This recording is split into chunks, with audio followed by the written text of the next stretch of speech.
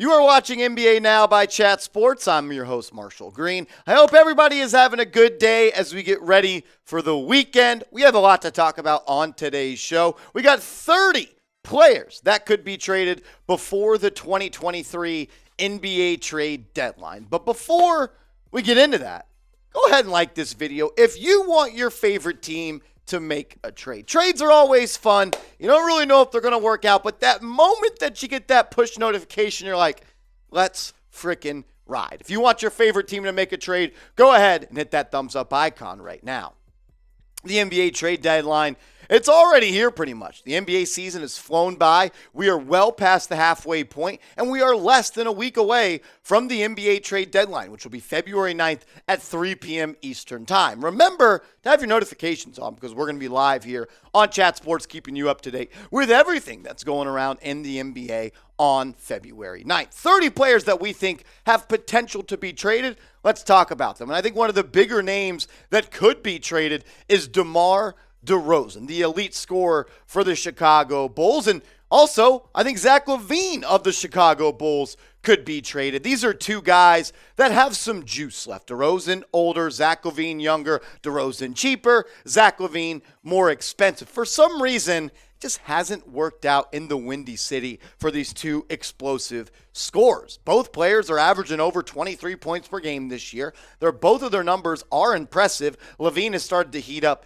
as of late, getting that percentage back up to about 46% and 37.5 plus from downtown. We know DeMar DeRozan isn't really a three-point shooter, but in my opinion, he's one of the best half-court scorers in the NBA. He gets to his spot, unlike a lot of people in this league, and when he decides to let it fly from the mid-range part of the court, he's one of the best in the NBA. If the Bulls decide that we want to go a full retool job and rebuild, I could see LaVine and DeRozan being shipped out of Chicago. They need some first-round picks coming up to rebuild and kind of add some more youth into that roster. Fred VanVleet is another name that I think is interesting that could be traded before the trade deadline. Point guard for the Toronto Raptors, former NBA champion. I like VanVleet as a player, just like kind of with the Bulls. It just hasn't worked out with the Raptors and that core they have right now. Definitely a name to keep an eye on. I've seen some ideas that he could go to the Miami Heat. Another point guard, D'Angelo Russell. He's having a good season, one of his most efficient seasons from the floor, shooting over 45% from the field, over 37% from downtown. Minnesota said that they'd listen to offers. I bet if they hear a good enough one, they'll pull the trigger on D'Lo. What about Russell Westbrook? We have talked a lot about Westbrook here in the Chat Sports studios and here on NBA Now by Chat Sports. It just seems like the rumors while he's a part of the Lakers will never go away. And if Rob Pelinka wants to pull off a blockbuster trade, Westbrook's the guy that's going to match that salary in that trade. There's definitely a chance he could go. But the Lakers and Pelinka are somewhat, I would say, in between a rock and a hard place. They're probably not a team that can compete for an NBA championship, but they have some assets that could maybe put them into that spot. Should the Lakers be buyers or sellers at the NBA trade deadline? I want all the real ones to sound off right now. Type B for buy, S for sell. Another trade option for the Chicago Bulls that get traded out of Chicago is Alex Caruso. I'm a big fan of his game. I just like the bulldog mentality that he plays with, a good 3-and-D guy. He's earned everything he's got in his NBA career. He's hit some big shots. I'm a big fan of Caruso. If you need a bench guard to play some defense and knock down some buckets, Caruso's that guy. What about if you want a guard that can get you way more buckets? Terry Rozier. He was great with the Celtics. He's been up and down with the Charlotte Hornets. I like Rozier. It seems like all the top teams already have their point guard. So if Rozier wants to play for a winner, he might have to accept a role coming off the bench. A guy that you could have come off the bench and give you buckets, and someone that's been doing that at a high clip throughout his NBA career is Eric Gordon. There was a rumor that the Milwaukee Bucks offered multiple second-round picks for Gordon, and that got declined. If they want more than that, I don't know if they're going to get it. There's also reports that Eric Gordon, if not traded at the NBA trade deadline, could be bought out by the Houston Rockets, and then he would have the option to sign with any team he would want to. I think that's the most likely option for Gordon. But if you're the Rockets, get what you can get for Gordon. Don't throw a fit. If you can get a second-round pick for him at this point, I would do it because it sounds like he's not going to be on this roster for much longer. Another trade option could be Alec Burks of the Detroit Pistons, formerly of the New York Knicks. He's having a great season, shooting above 40% from downtown. He's a guy that can come off the bench, knock down some threes, run your offense a little bit, play make for others, and create his own shot. He's also an above-average defender. I'm a fan of Alec Burks. If you're a contender that needs a little bit more scoring punch off the bench, Burks is a guy that you could definitely look at. Another guy that could be on the move is Malik Beasley of the Utah Jazz. This is someone that gets up about 8 3-pointers per night. He's been mentioned in trade rumors ever since he went or got to the Utah Jazz, I should say. I like Beasley. Not the most efficient player, but he's someone that can get shots up and he can get them in a flurry. He can heat up. He's got that microwave badge. I think he's a player that could definitely improve someone's bench scoring. Before we get to many more names that could be traded at the NBA trade deadline, I got to tell you about my friends over at Rocket Money. Shout out to Rocket Money for sponsoring today's NBA Now video by Chat Sports. Go to rocketmoney.com/NBA Now. That link's in the comments and description of today's show. Rocket Money is awesome because they save you money. They save me money. We'll do the same for you. I love that they organize and optimize all of your finances. They'll cancel your unused subscriptions for you. And I love that they keep track of your monthly expenses. So if you're spending too much money in one spot and you're not saving money, Rocket Money is going to let you know how you can change that up. I also love that they help you stay on top of upcoming bills. But my favorite part is they give you a clear and concise view of all your subscriptions on one screen. And you might see some like, when did I sign up for that? And why am I being double charged for this? Rocket Money, they're going to be the bad guy, and they're going to cancel those subscriptions for you with just a tap of a button. The link is rocketmoney.com/NBA Now. I use it. I love it. I promise you are too. Go to rocketmoney.com/NBA Now.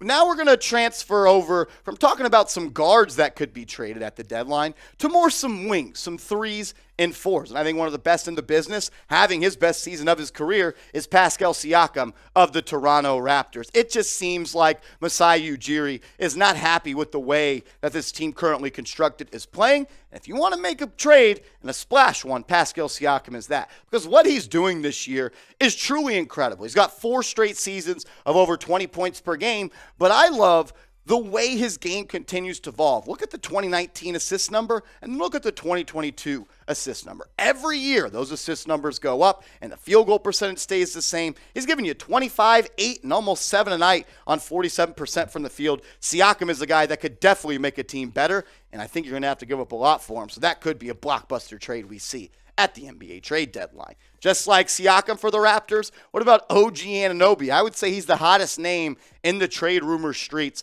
as we are less than a week away from the trade deadline. We've heard teams like the Knicks, like the Suns, a lot of teams linked to OG Anunoby, but the reports are that the Raptors ain't selling him for cheap. They want a king's ransom, and that king's ransom is a minimum of 3 first-round picks. All first-round picks are not created equal. You got unprotected, and you got protected. So it's a little bit of sticker shock when you hear first-round pick. But look, Anunoby leads the NBA in steals per game, averages 17 points per game, and he's someone that shoots above 36% from downtown. Lineup versatility, defensive versatility, and shot making. That's what OG Anunoby is going to bring you. If you're looking for a wing that could just put the ball in the basket and do it at an efficient clip and just a professional scorer. That's what I like to call him. That's Bojan Bogdanovic of the Detroit Pistons. Since he got there from the trade in Utah, trade rumors have surrounded him. They agreed to that extension, but his home was never going to be permanently in Detroit. I'm expecting Bogdanovic to be moved to a contender that wants another 3-point marksman. What about Dorian Finney-Smith? I love his game. I love that he plays defense. He's an aggressive defender, a little bit of a streaky shooter from downtown, but when he's playing the lockdown defense that he is, and he's able to knock down those 3-point shots, he is a valuable piece in the NBA. I love him in the playoffs because you're looking for long wings that can defend multiple positions and knock down shots. That's what Dorian Finney-Smith is all about. Another Maverick that could be on the move, and that's Reggie Bullock, former Knick. Bullock has been up and down, I would say, so far through his couple seasons with the Dallas Mavericks. He's playing much better as of late. Played great in the playoffs last year, but it seems like he always starts the season slow. But if you're looking for a guy that's cheaper than I would say OG or Dorian Finney-Smith, but kind of gives you that same type of juice of defense, 3 and D, Bullock's your guy. I could see him going back to New York. We've heard about that. Supposedly it could be Cam Reddish going to Dallas and Reggie Bullock back to the Knicks. I think it's a big question and one that I think is a great question. Who is the ideal player to pair with Luka? Don't give me Giannis. Don't give me one of those guys. Give me someone that is on the trade block. Could it be Zach LaVine? Could it be Cam Reddish? Or maybe someone we're going to talk about in a second. Let me know who you think's the ideal player to pair with Luka Doncic. Maybe Jae Crowder is that guy. I don't think it is, but I think Crowder is a piece that would make some sense for the Dallas Mavericks. I also think he makes sense for a team like the Lakers, the Knicks, the Celtics, any team that's looking for a three-point shooter, clutch defense, and big-time plays that has played in a lot of big-time ball games. That makes sense. Another team that's been linked to him is the Milwaukee Bucks. We've heard about that time and time again. Teams might hold out, though, on a trade for Jae Crowder because like we talked about with Eric Gordon, he could be a buyout candidate. If he doesn't get moved at the deadline, the Suns are just inevitably going to buy him out. He's going to be a free agent and get to choose wherever he wants. I think there's a lot of logical fits, but look, why outbid yourself for a trade on Jae Crowder if you just think he's going to be available and you can sign him just for money coming up in a couple of weeks? If you're looking for someone that just gets buckets, that's Bogdanovic. He is someone that could just light it up from three. I don't really understand what's going on in Atlanta right now. They kind of put all their chips in the middle of the table with the DeJounte Murray trade. We've heard John Collins trade rumors, and now Bogdanovic is being mentioned in trades rumors. He's a scorer, and he can light it up from three. If that's what you're looking for, he's your guy. Kelly Oubre is also someone that has been linked to a lot of trade rumors. The holdup on Oubre, I think, though, is the fact that he's on the last year of his deal. He's going to be an unrestricted free agent come this summer. So some teams aren't going to give up a lot of ammunition, whether that's draft or player ammunition, for a guy that's about to be a free agent. I like Oubre. I think he's averaging his career high this year, over 20 points per game. I'm a fan. I like the lefty out of Houston, Texas. Josh Hart is someone that if you're a guy or a team that's looking for just a gritty player that does it all, rebounds the basketball for a guard, can handle the rock, can shoot the three, one of the best one-man fast breaks, that's Josh Hart. I'm a big fan of his. I'd love to see him on a team that would get a legit run in the playoffs. Josh Hart, he's a winning player. Just one of those glue guys. Want to see him on a winner. What about Cameron Reddish? Cam Reddish. Everyone talks about Reddish as this guy that has all this potential, but it didn't work out in Atlanta. Now it's not working out in New York. I wouldn't really say it worked out at Duke all that much. If you're willing to take a flyer on a guy that's 6'8", put the ball on the ground, get to the hoop, play some defense, knock down some tough shots, Reddish is your guy, and you can get him for a second-round pick from the New York Knicks. We got a couple more players to talk about coming up on today's show, but first, make sure you guys are subscribed to the channel. NBA news, rumors, and trade buzz, and the best part is we're going to be live for the NBA trade deadline all day long. NBA trade deadline marathon is what I like to call it. Hit that big red button and join us on February 9th as we're giving you all of the details you need to know from the NBA. From guards to wings to bigs. What about John Collins? You mentioned him a second ago. Atlanta just seems to be a team that's kind of just in the mud right now. It's 2 steps forward. It's 2 steps back. They cannot really gain that traction. And Collins, once again, is a player that's mentioned in trade rumors. He's not having his best season. He's shooting well below his career average from 3 at 26%, but he's still giving you 14 points a night, over 7 rebounds, over a block, and over 50% from the field. If you're looking for some more juice from your front court, John Collins is a guy that I think could definitely bring that. If you're looking for a big man that just gets buckets, can stretch the floor, knock down threes, and defend the rim at a decent clip, good rebounder as well, that's Christian Wood. This is a guy that's going to be an unrestricted free agent. So if Dallas feels that they can't come to a long-term extension for Wood, they're not going to let the same thing happen like they did for Brunson, let him walk for nothing. If Wood and his representation think the grass is greener somewhere else in free agency, I could see the Mavs moving on from him. A big man like Wood, but I think more of a true big man, a true 5. I think Wood can play that 4 and 5. Nikola Vucevic, he could also spread the court like Wood can. I think he's a little bit better around the rim, a little bit stronger. Not nearly the defender that Wood is, gets lost in pick and rolls, but I think he would be better with a change of scenery. Vucevic is a guy to look at. We've already talked about DeRozan. We've already talked about Zach LaVine and Caruso. The Bulls, they could be on the verge of blowing things up. Jakob Poeltl of the San Antonio Spurs is another big man that's been mentioned in trade rumors. The Spurs are a team that wants to go after Victor Wembanyama, and Poeltl's just helping them win ball games right now. There's rumors that a lot of teams are interested. They get a good package. I can see the Spurs moving on from him. What about Jared Vanderbilt of the Utah Jazz? I think he's had a damn good year this year, but kind of like the Spurs, Danny Ainge and the Utah Jazz aren't really in the market of trying to stack W's right now. They're trying to stack ping pong balls this year. If they can get value, maybe a first-round pick for Vanderbilt, they'd move him, no doubt about it.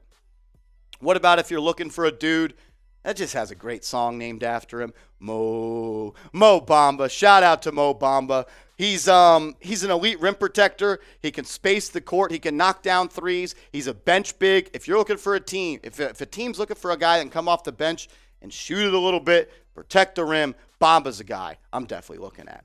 What about Naz Reid of the Minnesota Timberwolves? Another guy that could be mentioned in trade rumors and potentially traded. The Timberwolves are in a weird spot right now. They're at the bottom of the Western Conference. Could still move up, but it's so tight right there. They're a couple losses away from falling out of the playoff picture. I think Minnesota has kind of realized that they could trade some of the big men they got. They got a plethora of those.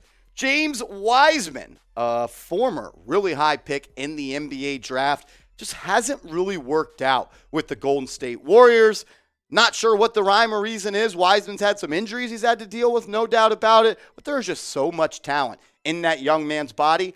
I think a change of scenery would be really good for him. I'd like to see him go to a team that has a good point guard, a young point guard that he could build with. What about a LaMelo Ball and James Wiseman duo? That'd be pretty damn cool. What about Kelly Olynyk? He's played for pretty much every team, it seems like, in the NBA right now. But kind of like Mo Bamba, if you're looking for that stretch five that could shoot the three, put the ball on the deck, play make for others, I like Olynyk. I think he should be traded and get to play for a team that's going to contend this year in the playoffs. Mason Plumlee is the last big man that we're going to talk about on today's show. Good rim protector, high flyer, and a really good rebounder, and an absolutely terrible foul shooter. Plumlee, he's a guy that can come off the bench, give you some toughness in rebounding. I could see him being traded, but it's not going to cost you that much. Maybe a second-round pick at most for a guy like Mason Plumlee. So we've gone through 30 players so far. 10 guards, 10 wings, 10 big men. I want you to now know, or let me know, who the best player that will get traded at the NBA trade deadline. If I had to make a guess, let me go with, I think it's going to be OG Anunoby. I think the Chicago Bulls are kind of going to hold pat one more season, try to give it a run when Lonzo Ball comes back. I think OG Anunoby is going to be on the move. He's actually already been ruled out for the rest of the Raptors road trip, so I think that trade could be coming pretty soon. But let me know what you think, the best player that will get traded.